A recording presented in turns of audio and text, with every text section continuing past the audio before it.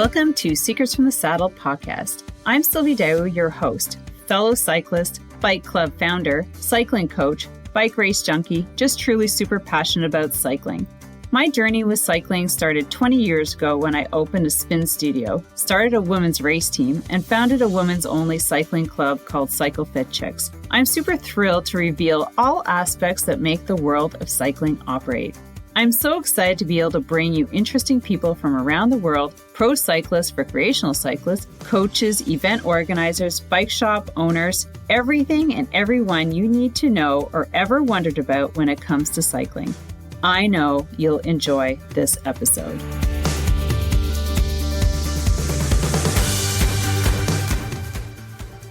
Have you recently got into cycling and wondering, what should I eat while I'm out for a ride to sustain energy?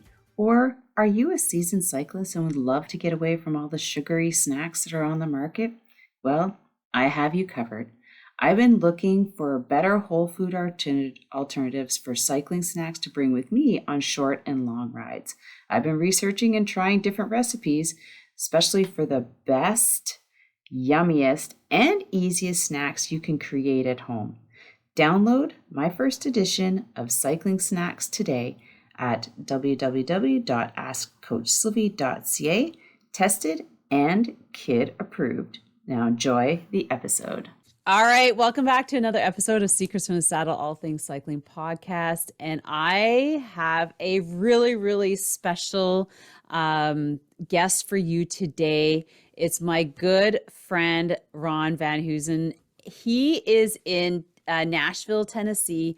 I met Ron, I want to say like 6 years ago on a Facebook road cycling page called VIP. And we've just been friends ever since. And I know his wife, Pam. We've gone and visited them in Nashville on a across the U.S. tour, a little bike trip that we took, the family. And I saw that he was doing something really cool this summer. Since he's been retired, he's been out doing tons of cycling, and he joined the Fuller Center for Housing.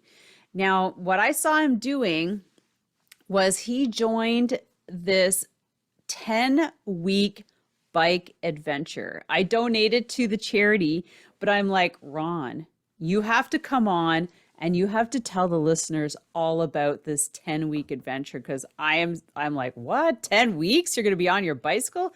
Not really. But so this is a little bit about the charity, and then we're going to bring Ron out. So he's dedicated to the legacy of Millard Fuller, an inspiration leader for 40 years and the founder of the Fuller Center for Housing in 2005. Millard Fuller also founded and then led Habitats for Humanity. So I'm familiar with Habitats being in Canada. Maybe that's the sister company up here. So from 1976 to 2005, the Fuller Center builds and repairs homes across the country and around the world, partnering with families for an hand up instead of hand out. So this is really awesome. Thanks, Ron, for coming on. I really appreciate you sharing this story.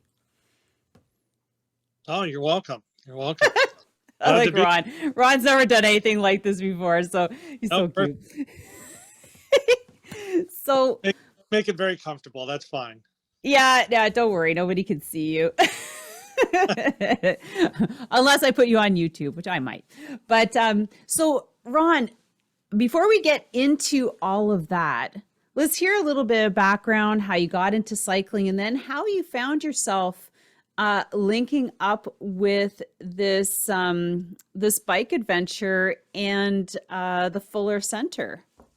Okay. Well, I was raised in Ohio. I grew up near between Cincinnati and Dayton, Ohio. And was always, in sports, football, basketball, tennis. I was always doing that kind of stuff, and ended up playing, some football in Division I AA college, so got to do that and survived it without getting killed, or broken or any. And so anyway, so after college, I got married. Pam and I got married like 21, 22 years old, and started the family and started doing all that. So I really wasn't doing much up through my through the rest of my 20s. And we were living in Baltimore, and Pam was working for a company, and the owner's son was on the junior Olympic team, and he worked at a bike shop. And so they were talking about, well, what are you going to get Ron for Christmas this year? And her boss said, well, why don't you get him a bike? So she did. So she bought me a nice Schwinn crosscut hybrid bike. And so that was the start. And I was about 31, I guess, or right around 31 or so when I started riding. So I just, I rode bikes as a kid. So all I remembered is get on the bike and go ride. And so I just take off and go. And, I never liked to run. So biking was fun. I could just get out in the country, and who likes to run, right? Yeah. That's all. So cycling's the only way. Yeah. In Baltimore, there's a lot of, I didn't realize it, but it's a very big horse country. A lot of horses. In fact, more horse farms there than in Kentucky. But there's this beautiful, farm country or horse farm country, kind of rolling hills and stuff. And so I just would go out and ride and ride and ride and got hooked. I just got hooked on it, and pretty much did that all the way up until about, well, I guess for about the next 30 years, I just rode by myself. And then about 7, 8 years ago, I ended up working at a place, and my boss was quite the avid cyclist. I think he had about 15 bikes himself. And he did a lot of rides and extended rides. And so I started getting together with him, and about 6 to 12 guys. It's kind of an informal group. And so they're all on road bikes, and I'm on my hybrid, and I'm looking over. Kicking butt, no doubt. And who's the guy? I kept up with them. But anyway, so then I said, well, I kind of like this group riding. It's kind of, it's fun, it's different, and learned about pace lines. So that was kind of fun too, instead of fighting it all by myself. So that's kind of really, so then I started getting into road, really, then I went and bought a nice Specialized Roubaix. So that's what I ride. And so I started riding with the group and still riding a lot by myself. So that's kind of, bring me up to, to riding, with bike riding. And so again, I enjoy the bike rides. I enjoy the group rides, but I still really enjoy this, just the solitary, riding by myself and, challenging yourself to different things that are out there. As far as when I first thought about riding cross, there's a local cycling club here just close to my house that I ride with, and it was probably about 7 years ago, I was on a ride with them, and they were talking about one of their older gentlemen. Because that wasn't you, was it? No, he had just finished, I think the year before they were talking about, he had just finished riding cross country, and wow. That blew my mind. I'd been on some 100-mile rides, and I'd done a couple consecutive 100-mile rides, but when I heard him that he actually rode cross country, and he was probably in his mid 60s, I think, at the time, mid to late 60s, and that just piqued my interest, and I just stuck it in my brain that I'm going to do that. I'm going to do. I retire. So I started looking, and I retired 2 years ago. Looking into all these different options. I didn't know what program he went on. I don't know how he did it at that time. I didn't know. So I just started looking all these websites, all these different ways to ride. And of course, there's a lot of for-profit tour groups that will you can sign up, and you stay in a hotel every night. They it's fully supported, and but when I started looking at the cost of those items, they were $12,000 to $20,000, to Whoa. take a cross country ride. Right. And then one day, on a kind of like I met you on the VIP site, I saw where somebody had said they just finished riding, and they dipped their tires into the Atlantic Ocean because they had just finished the ride, and it said it was with the Fuller Center Bike Adventure. Oh. So I said, Okay. oh, that's interesting. I wonder what this is. And just to back up a bit, after the cost that I was seeing for the other bike rides, of course, then, to the chagrin of my wife, Pam, Yeah, I bet. I started looking into, well, wait a minute. I'm reading all these stories about these people that are doing solo cross-country rides, Oh, just yeah. themselves, not supported. And No so, experience, like yeah, literally get on the bike you own, and it's yep, just like, wow. yep. Yeah. And you're from experienced to very inexperienced riders. And I said, well, shoot, if they can do it. Uh, I, so Guess my what? wife brought sanity on that. So that was listen to the voice of reason. So anyway, this gentleman said he had done it with the Fuller Center for Bike Adventure. So then I started looking, well, what is this organization? So then, as you said in your prelude there, found out that it's a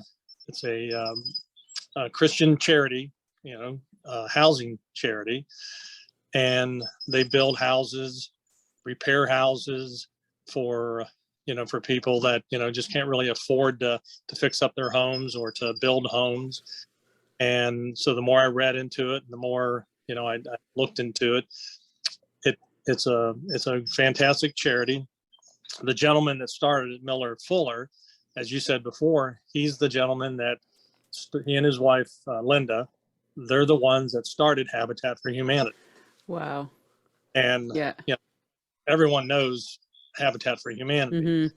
And they started in '76, Mm. and then it was really growing. And then, of course, back in the early mid '80s, I think President Jimmy Carter at that time, he and his wife, because they were all from Georgia, because the headquarters for Fuller Center for Housing is in Georgia. So Okay. Jimmy Carter being from Georgia, I think he took to it, and then it became instantly famous. Right. The project did, and started getting all kinds of support and all kinds of people getting involved with it, and it grew and it grew and it grew, and it was international, it was everywhere. But somewhere, I think it was around 2005, that he and Millard Fuller, he and the International Board of Directors had a parting of the ways. They were looking big business, and he still was focused on his original mission, was Mm-hmm. housing. So anyway, so they had a parting of the ways, and then he started Fuller Center for Housing, which he started the same blueprint that he did for Habitat. And So did he leave Habitats because it's still here in Canada? yeah, it's still Habitat for Humanity is still fully functioning. It's Yeah. still operating all here and across the country and across the world. So it's Yeah, I know friends who've gone on international housing projects with Habitats.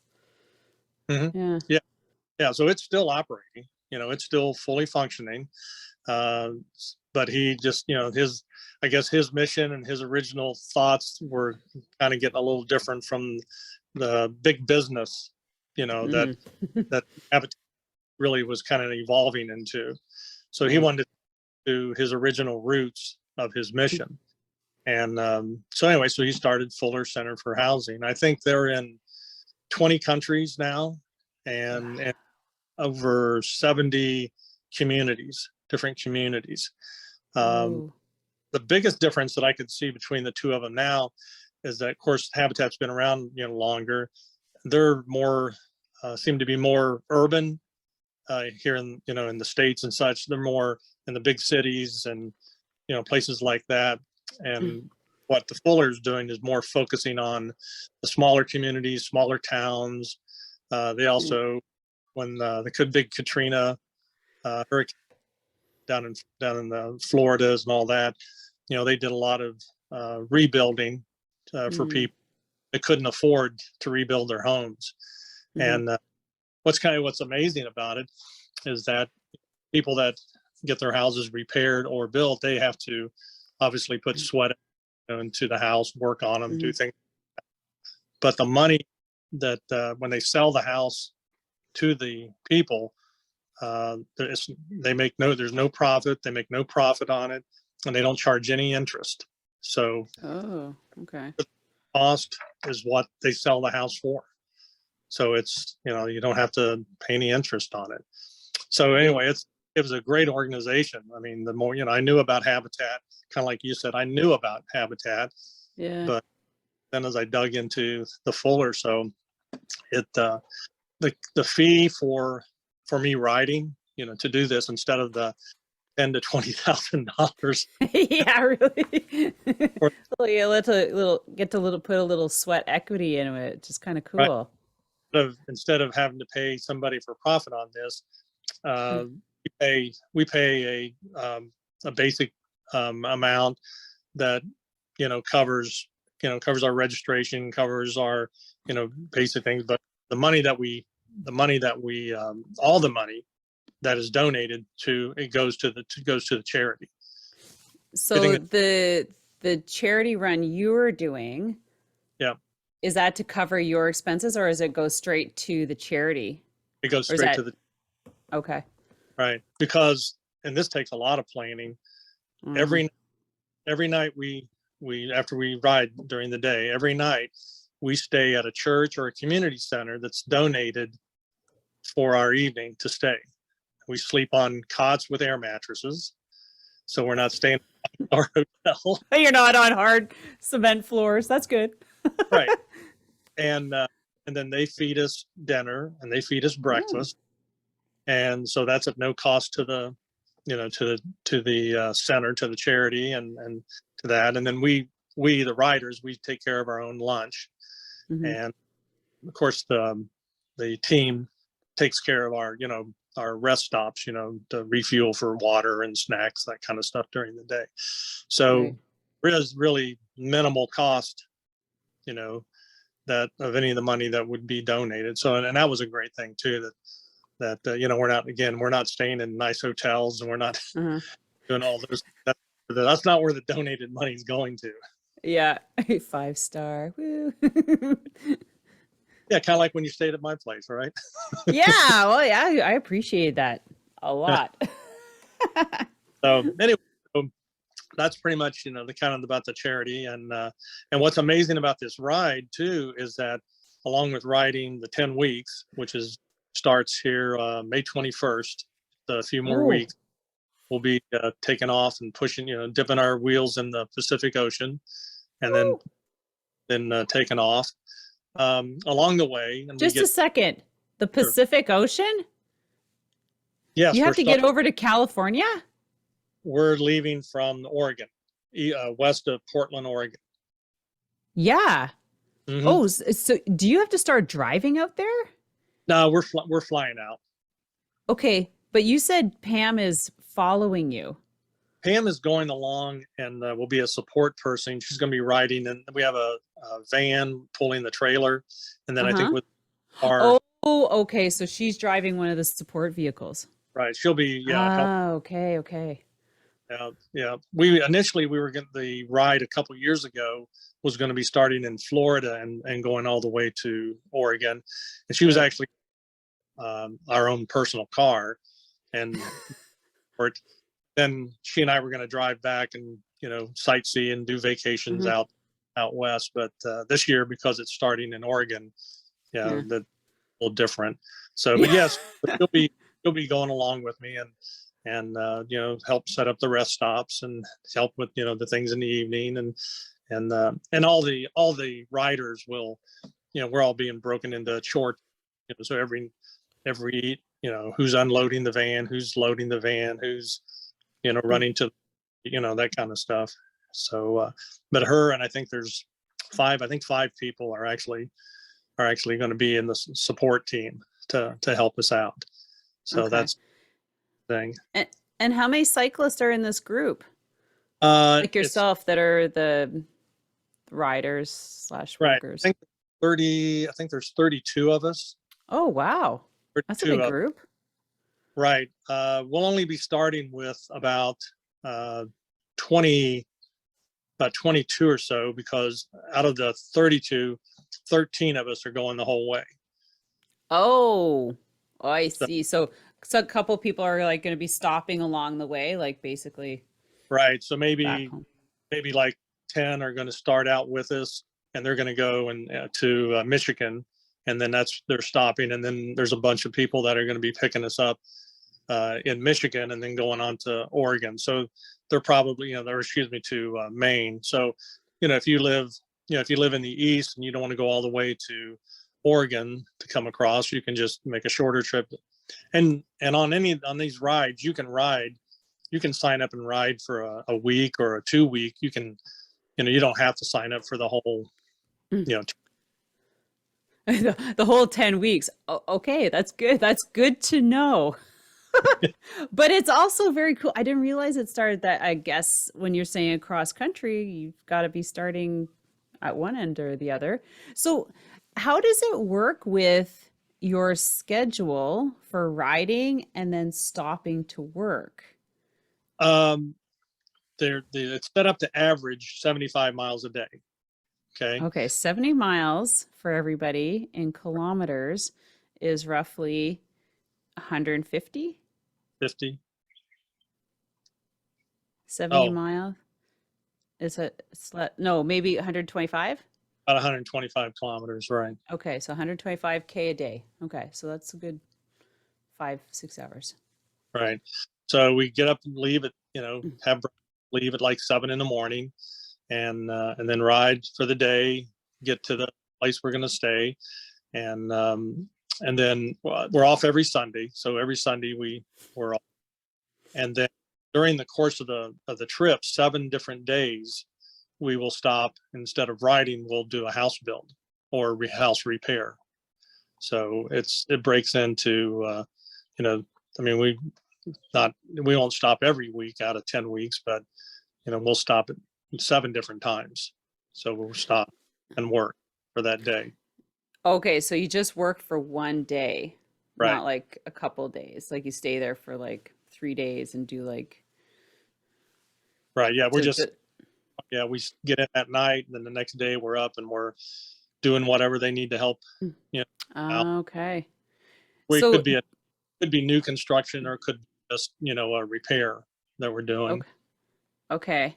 So Okay, so then it could be anything that at the time they need like a bunch of people working on it. right. So yeah, they've Oh, got okay. all the different churches and community centers where we're going to be staying, all the projects, that are existing projects that are currently being worked on, Right. and work it out. So we'll stop. Like I know when we come through Ohio, after we come down through Michigan across to Ohio, we'll be doing a house build just on the south side of Cleveland. Right. And Okay. I know where that is. right. And then we ride one day over into Pennsylvania, and then we do another house build. So Oh, okay. it could be just a few days, 1 or 2 days apart, or they could be, a week apart, just depending on, where they're Mm, scheduled for it. And so okay. yeah, so it's all done for, for the housing. But yeah, it'll be, I mean, like I think the first 2 or 3 days, we're riding 30 miles, 40 miles, just to To kind get of get warmed up. that, who unloads the camper, or the trailer, loading the camper, setting up beds, all the normal things. So we start out kind of, but there's a lot of days, on the schedule that, are 100-mile. I mean, I've looked at it and I know there's several times, it'll be like 3 days, or it's, 3 days straight of 100 miles a day, different times during the trip. So it'll be interesting to ride that many miles Yeah. back to back. Yeah, really. Now, okay, so let's go back to when do you need to register for something like this? Like, do they take it, like, is their registration open for a certain amount of time? Because then you can't just have somebody joining straight away, I guess. How does that Well, work, Ron? they don't really close it off. It's more about the number of riders, because they have to Okay. try to keep it to a Mm-hmm. manageable size for the support team, for the people that are, putting this up every night, that sort of Uh-huh. thing. So, if there's room, I mean, you could actually say, hey, I want to do it like today. I mean, you could say, I want to do it as long as, there's room, there's room in the ride. So, Okay, so I guess there's only a certain amount of people that they will take in for, like, I yeah. guess maybe. So at each one of these locations where you do you have builds, do you have other people joining you that are not on the ride to help, Yeah. or People that, okay. people that, that work in that community, that, are volunteers for the Fuller Center for Housing, Okay, okay. yeah, along with whoever is the homeowner or the homeowner, that's going to, they'll, be there working on it. So yeah, it'll be local volunteers also that'll be there. We won't be the only ones. Right. So, So does for the Fuller Center, I guess there's locations across the United States. Now, um, do those correlate to where your stops are, or can these stops be more random just because, say, like a homeowner put their name in to be part of this? no, Do you it's know typically tied into, uh, where they are? you know, area that's someone, there's a center close by or in that state, or, that they're working with. Okay. What's interesting, of course, this is the 10-week, full cross country ride. Yeah. They have other shorter rides also during the year. Uh, Okay. they have one that starts from northern Florida and goes all the way to Key West. They just Oh, finished one okay. that was 2 weeks long, down along the Gulf Coast. And Oh. I think within the next week or two, they have one that's being based on the Underground Railroad. From when the Civil War with the slaves moving north, Right. it starts down in Louisiana and ends in Cleveland, and so it retraces the Underground Railroad. So there's other multiple rides that they have if you can, that you want to try different ones. And I know before COVID hit, they had one. If you lived out in western part of the United States, you could start up pretty much up at the Canadian border, right all the way to San Diego. So they'll mix up different, they'll mix up different locations, different parts of the country to try to engage more people. You don't want to have to travel all the way across the country and ride someplace, more local to your area. So they make it pretty easy to try to find a way to get together. That is really cool. Yeah. Like, so there could be multiple like rides like tours going on at the same time across the Mm, country. right. When we're doing the 10-week cross country, the Underground Railroad ride will be going on too.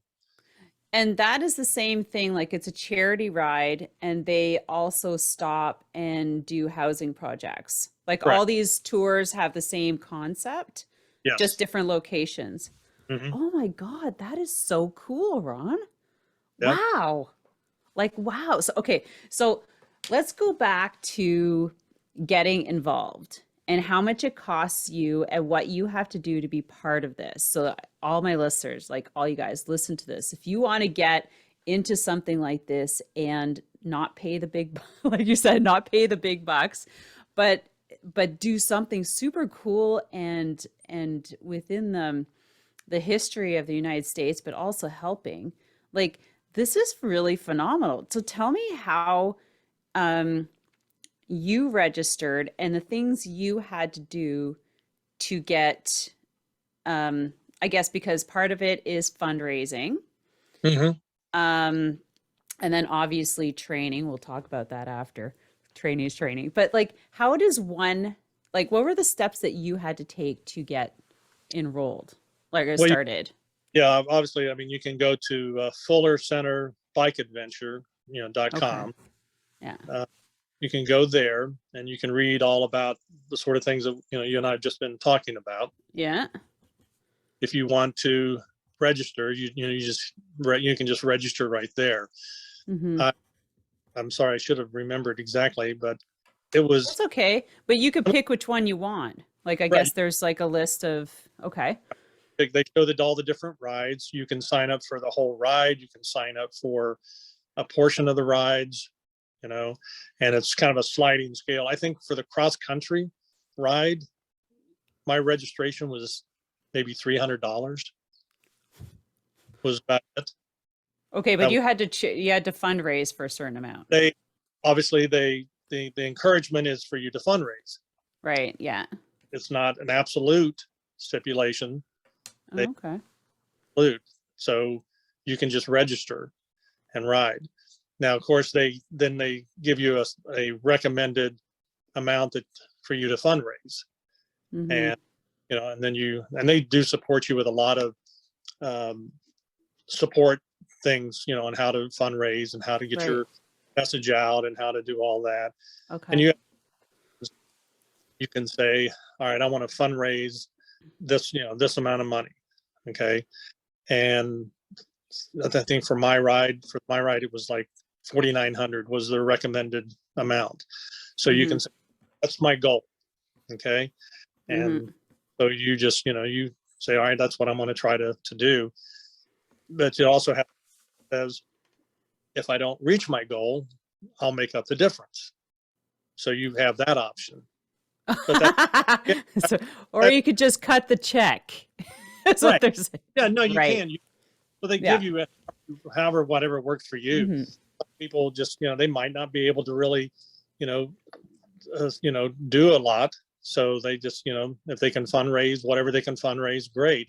If they want to make the commitment that, hey, I'm going to shoot for this goal, and if I don't hit it, I'll make up the difference. So Well, 10 weeks across the United States for $5,000 isn't that bad? oh, no, It's pretty no, pretty reasonable. Holy no, fuck, you're compared. right. So yeah, you can look at it like that and say, well, okay, that's pretty reasonable. If I had to pay that whole amount, then fine. And it's amazing.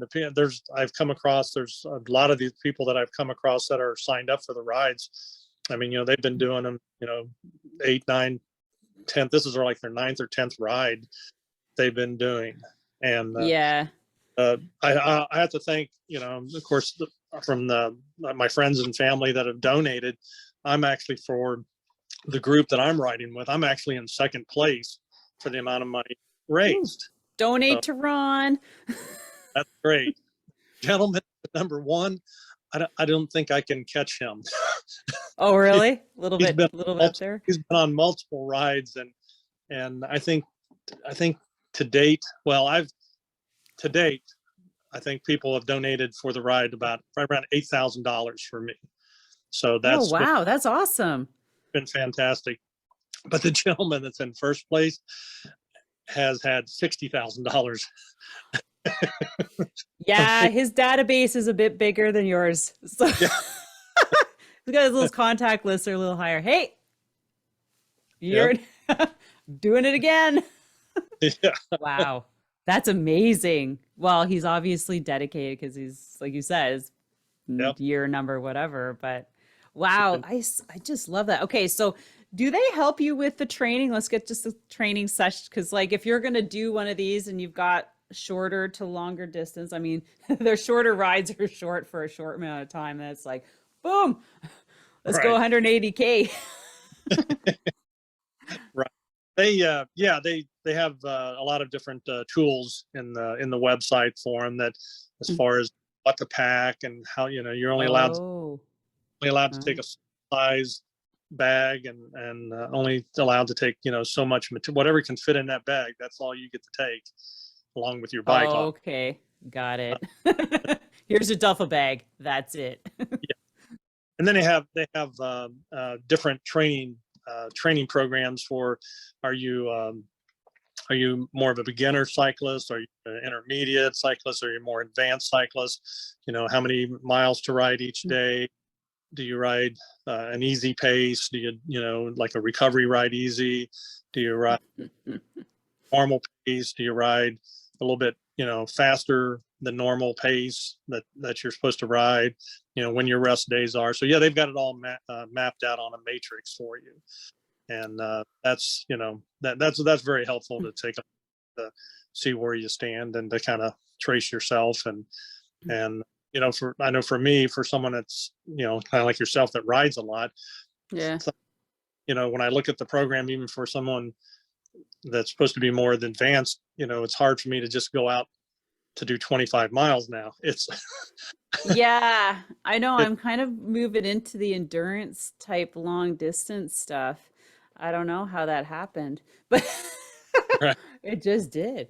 yeah. Yeah. But anyway, the training program, it spells it out for you, and they're only talking about, as long as you can average about, a 15 mile an hour pace. So Hmm.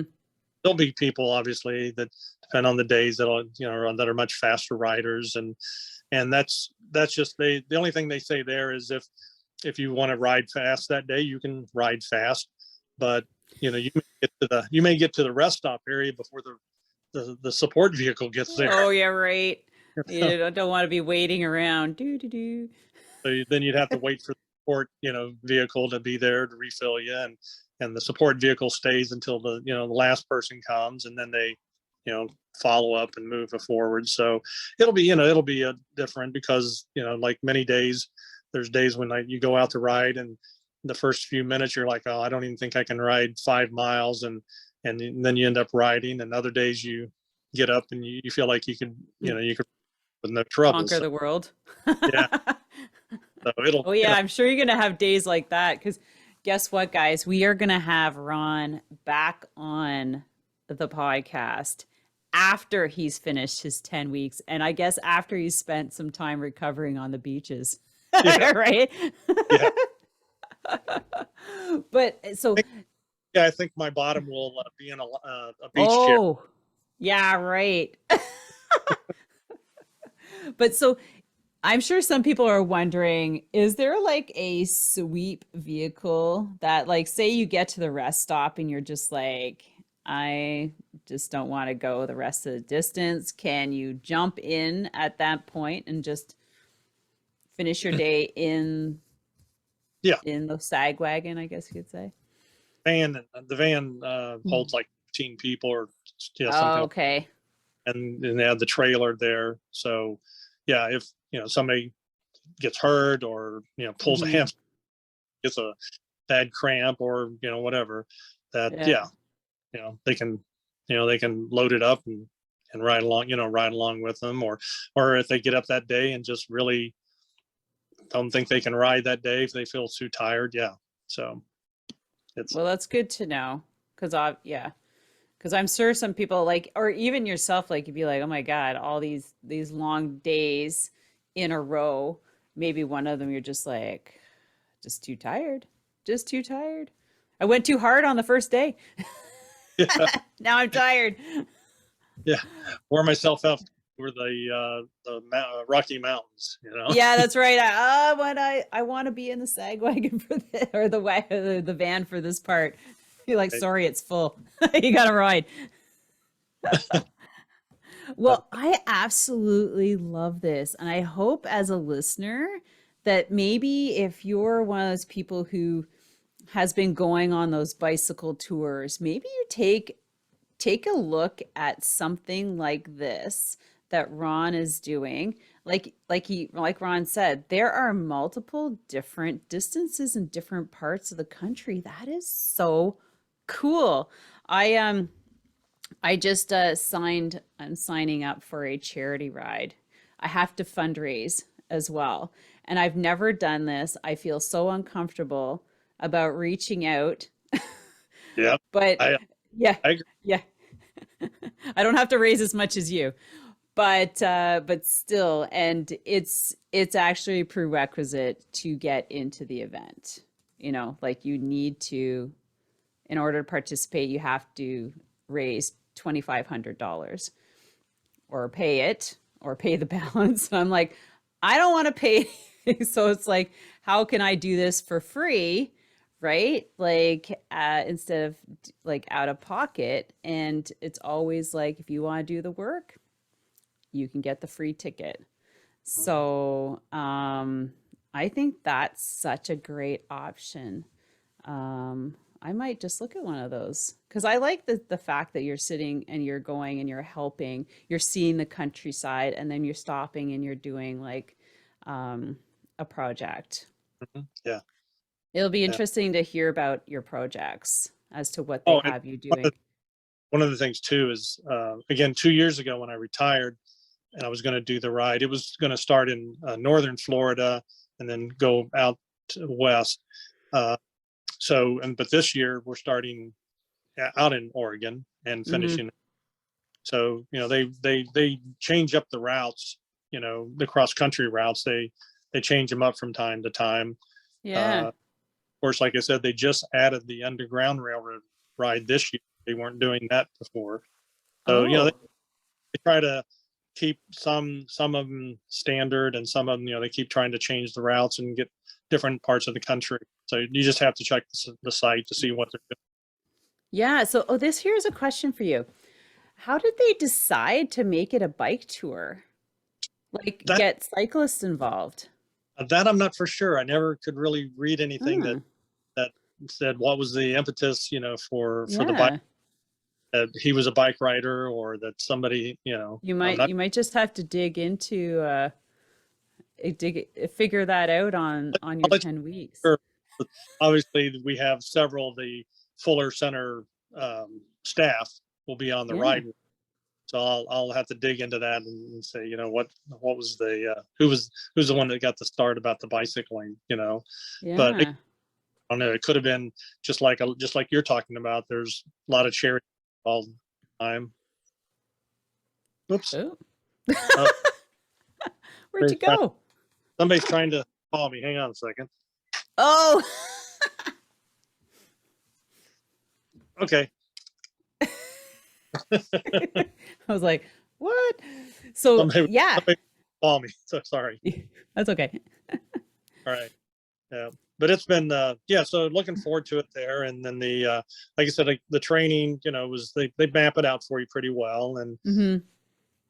And my son ended up buying me a Peloton-ish like bike. Oh, really? Instead of a trainer and sitting on Swift, you're on Peloton?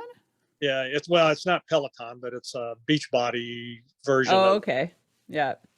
So he wanted to buy me golf clubs a couple years ago when I retired, and I said, well, I don't have time for golf. I'm biking all. Golf. So so after 2 years of me putting him off, he said, this is what I'm getting you, so be quiet. And You're like, that's better. So how I mean, did you like that? it's been, Sitting I on mean, the trainer yeah, or the bike. bike, That was- it's good. I mean, I like it. I mean, I've taken and still take spin classes. That's right. a good training thing. And so Hmm. it was not to have to, not that the gym was only like 5 miles from me, but still, I could just go up and Hmm. do outs whenever I wanted to do them. So And it was. Pam can use it too. Yeah, You don't have to yeah, worry about swapping out bikes or anything and mhm, just yeah, yeah. jump on, do some weights and She had excuse me, she had a knee replacement here so that's oh. still getting that over with. So, but she's coming along with that. But so I used that trainer and I did spin classes. And like you said, the training, and then and you and I talked about too. Don't forget the strength training. Oh, yes. Don't forget the strength training. You need that upper body muscle so that you can fight off fatigue and things like that. And And the I think I talked about it once. It's called maximum overload for cyclists.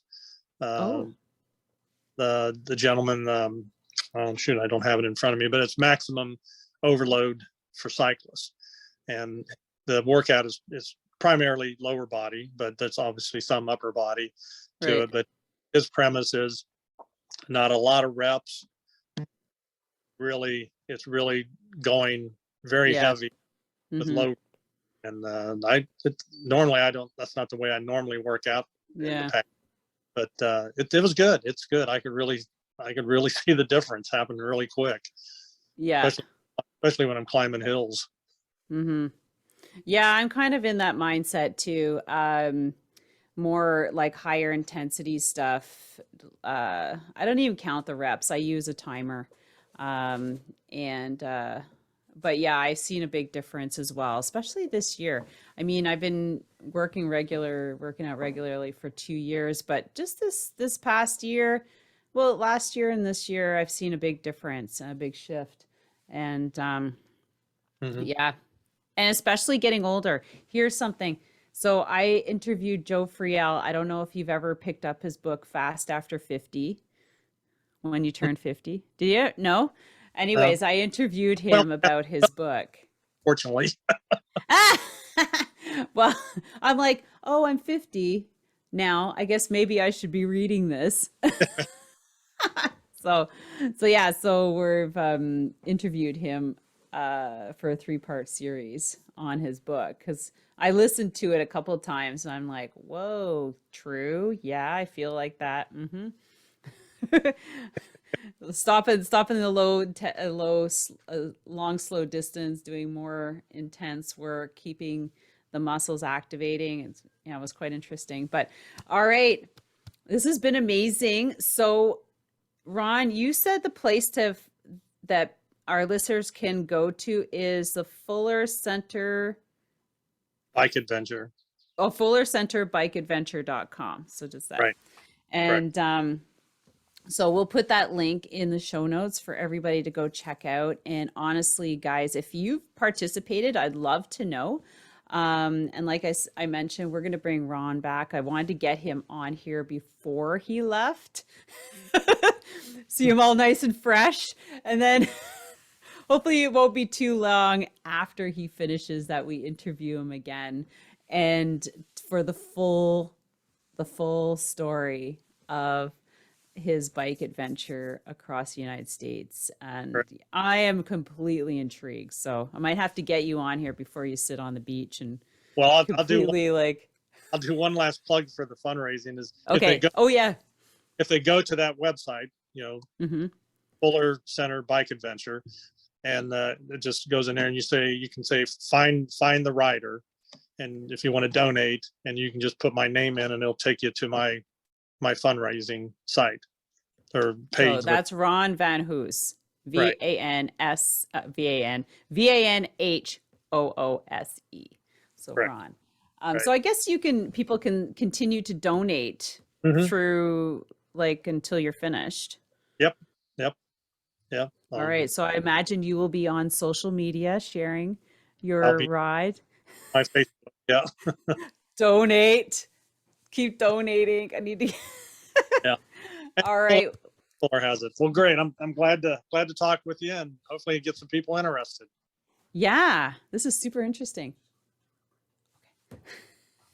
John says hi. I'm Hi, talking to John. Ron. Oh, he's going next door. So yeah, so thanks a lot, everybody. But after this trip's all done, and maybe next year, Pam and I'll make a trip up to Canada to visit you guys. You should. We will. We got lots of place for you to stay. Oh, but you Right. have your trailer, so you could we'll put you out in front, right in front Out of by- the river. Put us out by the chickens. Oh, yeah, no. We'll get you near the scenic riverside. All right. Okay, Well, thank you so much, Ron. And thank you, everybody, for listening. I hope you enjoyed this episode. And like I said, Ron is still taking donations. So you go to the show notes, or like you said, you can go find him on fullercenterbikeadventure.com and look for Ron. And also make sure to follow him on social media. We'll add those links as well. And so that you're following his adventure. You start when? You said May 21st. May 21st is our first day riding, and we will be Okay. July 31st. July. Okay, May 21st to July 31st. Correct. Whoa. Nice hot of the summer.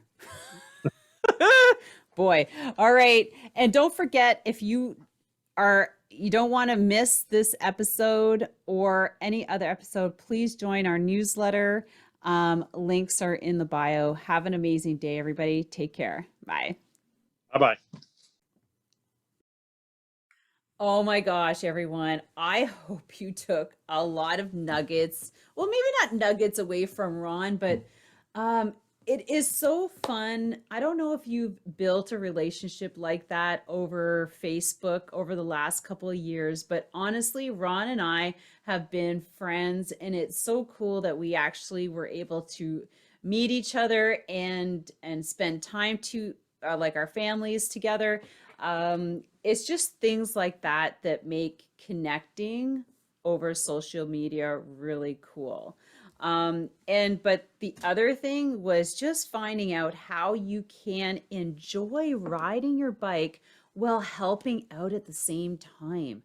That's what I found so fascinating. Instead of like just, I mean, it's nice to go on a biking tour, granted, and enjoy the location. But if you could do something like this and really serve others, wouldn't you do it? So Ron was showing me the little itinerary, their pamphlet, and they do places like Nepal, Costa Rica, Nicaragua. Like, oh my God, I am so in, because Costa Rica has been on my bucket list. And if I can go there without having to pay, I'm in. I'll do a little bit of work to raise money for a good cause and go and spend some time helping people while riding and seeing the countryside. So, guys, I hope that this podcast episode with Ron inspired you to do something amazing this summer, this year. Go and support, if you're in the United States, the full or like international, I guess, the Fuller Center for Housing. And I guess you can go check out Habitats for Humanities in Canada. I know that they do international housing projects as well. And get yourself traveling for free and helping people. With that, have an amazing day, guys. I absolutely love you. I hope you are enjoying your summer so far, and we'll see you on the next podcast.